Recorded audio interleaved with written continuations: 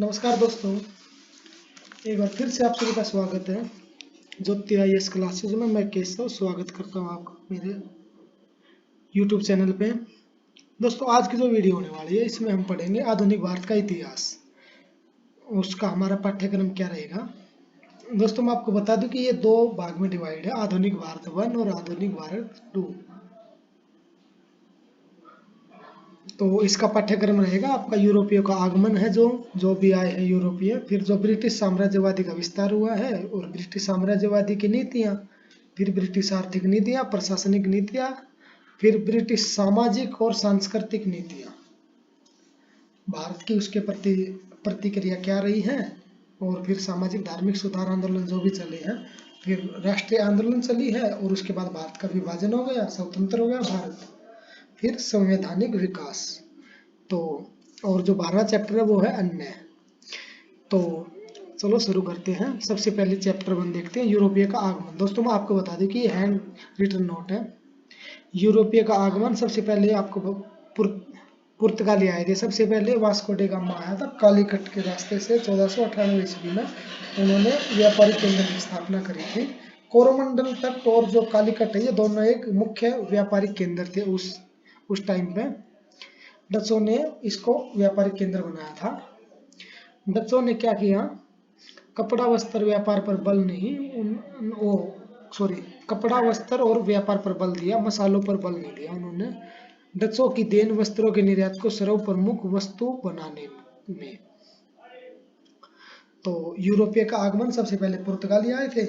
भारत आने वाले यूरोपीय में पुर्तगाली सर्वप्रथम थे। इन्होंने मसाला व्यापार को ध्यान में रखते हुए भारत में प्रवेश किया और विभिन्न स्थानों पर जो फैक्ट्री है, कारखाने हैं, दुर्ग, किले, बस्ती की स्थापना की। ये कारखाने उत्पादन के केंद्र नहीं थे। जो ये कारखाने हैं ये उत्पादन के केंद्र नहीं थे, बल्कि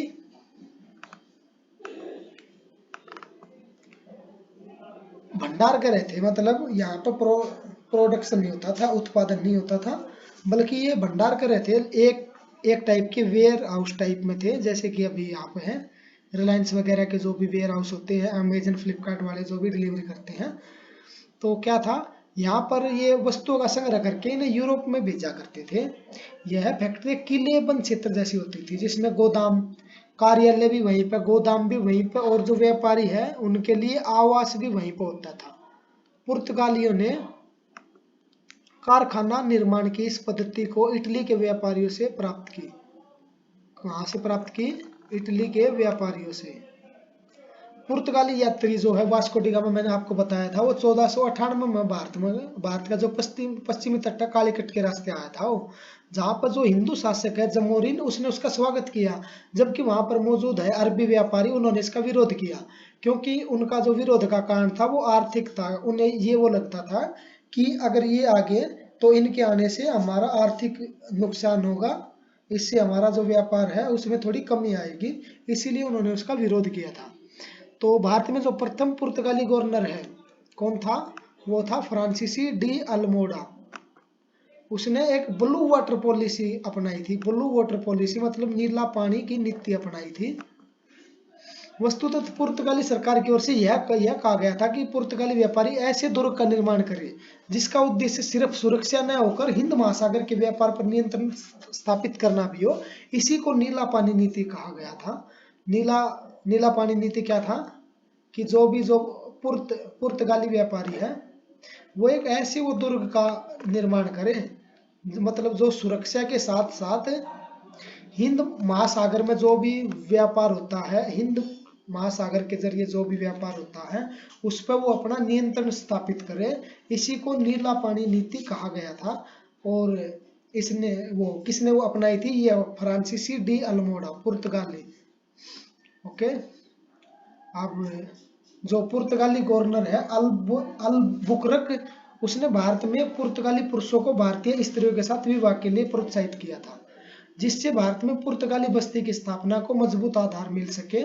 उन्होंने क्या किया, अल्बुकरक ने जो पुर्तगाली पुरुष है उनको ये बोला कि जो भारतीय स्त्री है उनके साथ में विवाह कर लो, जिससे जो पुर्तगाली बस्ती की स्थापना हो जाए और मतलब हमारा यहाँ में अच्छे से पैठ जम जाए।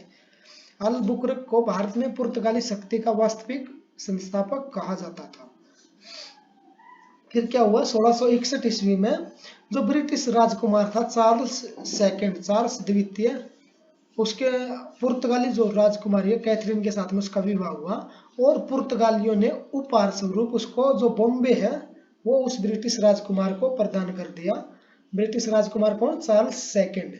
और जिसने 1668 में बॉम्बे ब्रिटिश कंपनी को दे दिया, तो उसने क्या किया, उसने चार्ल्स द्वितीय ने ब्रिटिश कंपनी को बॉम्बे है वो किराए पर दे दिया।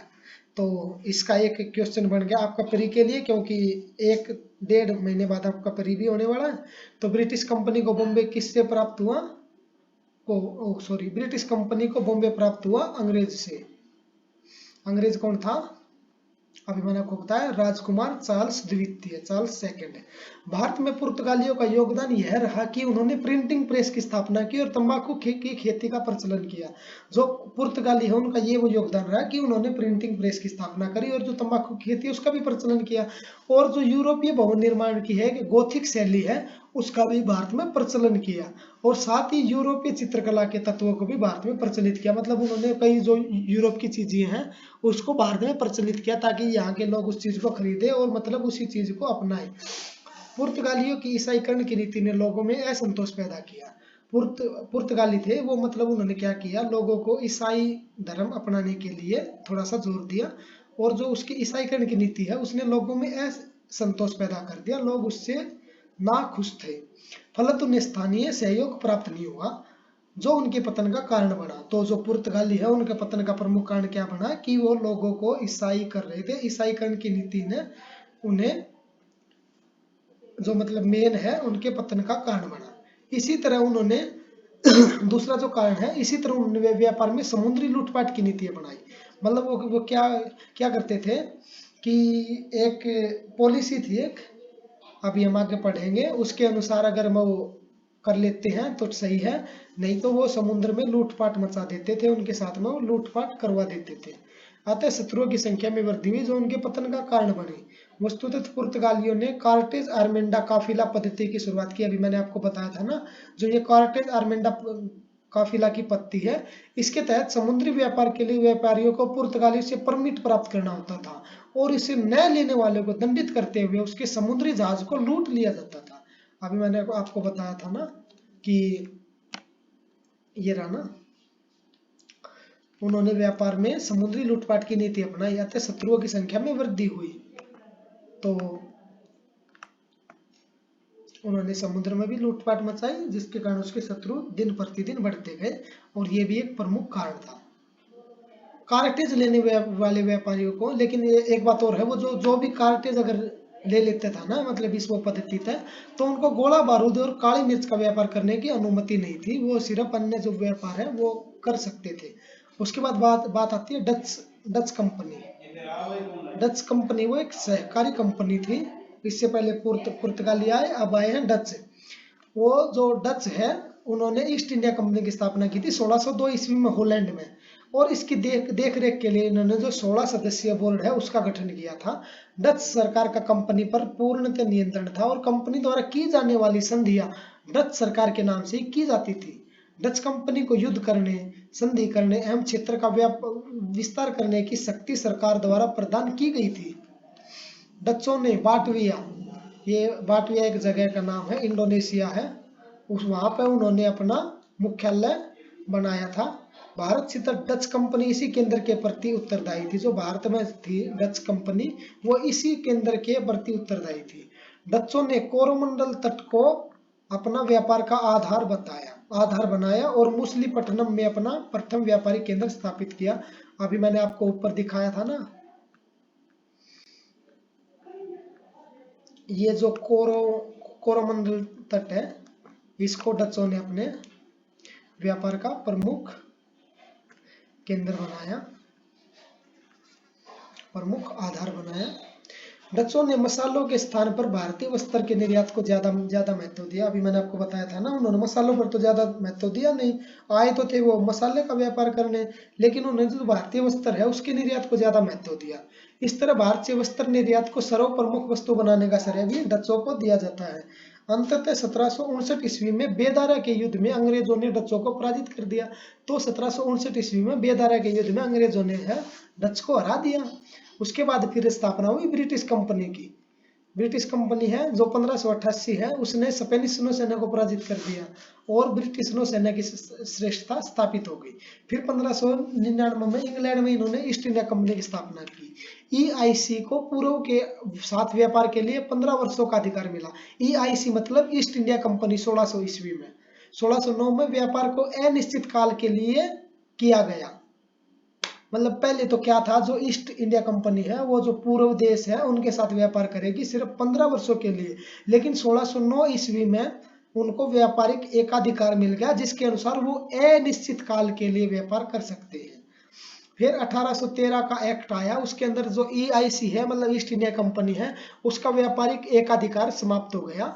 1588 में अंग्रेजों ने अपने नौसैनिक श्रेष्ठता स्थापित कर पूर्वी क्षेत्र में व्यापार हेतु कदम बढ़ाया। आपको ये बता दूं जो EIC है वो एक पूर्णतः निजी कंपनी निजी कंपनी थी। 1588 में अंग्रेजों ने अपनी नौसैनिक श्रेष्ठता स्थापित कर पूर्वी क्षेत्र में व्यापार हेतु कदम बढ़ाया।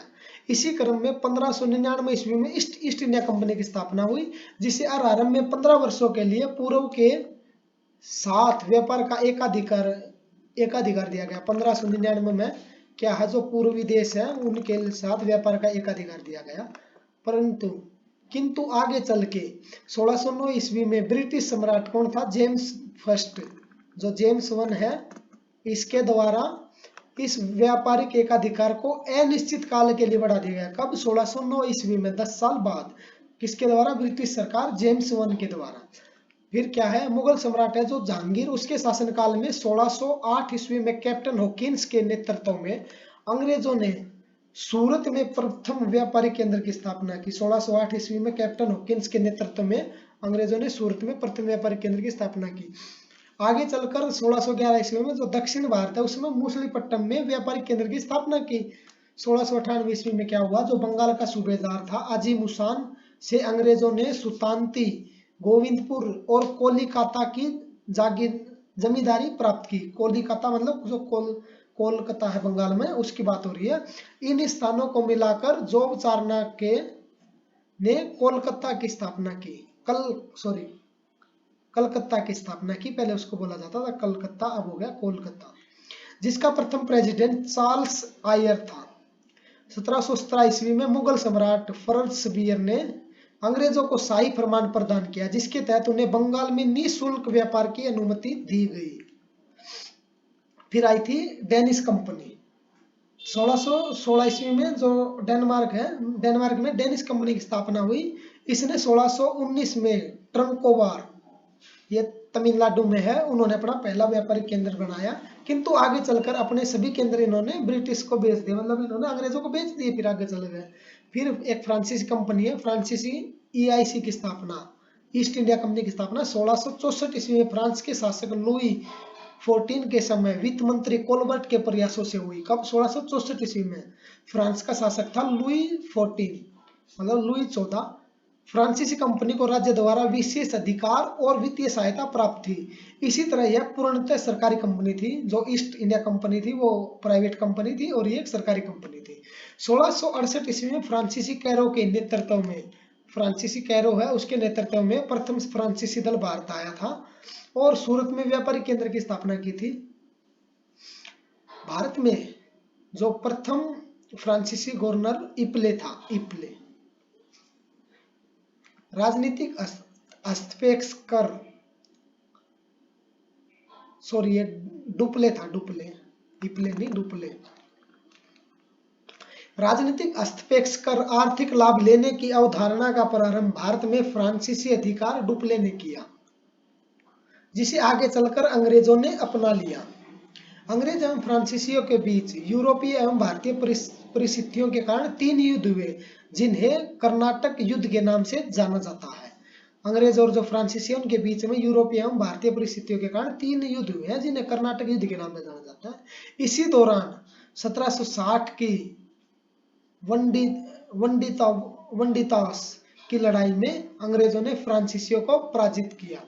फ्रांसीसियों के पराजय के निम्नलिखित कारण थे। फ्रांसीसी कंपनी पूर्णतः एक सरकारी कंपनी थी, अतः उसे निर्णय लेने में विलंब होता था। सरकारी काम को आपको पता ही है, उसमें विलंब होता ही है। फ्रांसीसी कंपनियों के अधिकारियों में सहयोग एवं समन्वय का अभाव था, मतलब ना तो उनमें सहयोग था और न उनमें आपसी समन्वय था। फ्रांसीसियों की नौ सैनिक क्षमता ब्रिटिश की तुलना में कमजोर थी। जो फ्रांसीसी की नौ सैनिक है वो ब्रिटिश की तुलना में कमजोर थी, इसी कारण संघर्ष में वे पराजित हुए। अब है ब्रिटिश साम्राज्यवादी विस्तार। इस चैप्टर को हम पढ़ेंगे कल। आज की इस वीडियो में इतना ही, तो मिलते हैं दोस्तों अगली वीडियो में। तब तक के लिए थैंक यू। आप मुझे कमेंट बॉक्स में बता सकते हैं कि आपको और क्या चाहिए। आपको अगर कुछ समझ में नहीं आया तो आप हमसे पूछ भी सकते हैं, इसमें कोई दिक्कत नहीं है। तो चलो मिलते हैं अगली वीडियो में, तब तक के लिए बाय बाय, थैंक यू।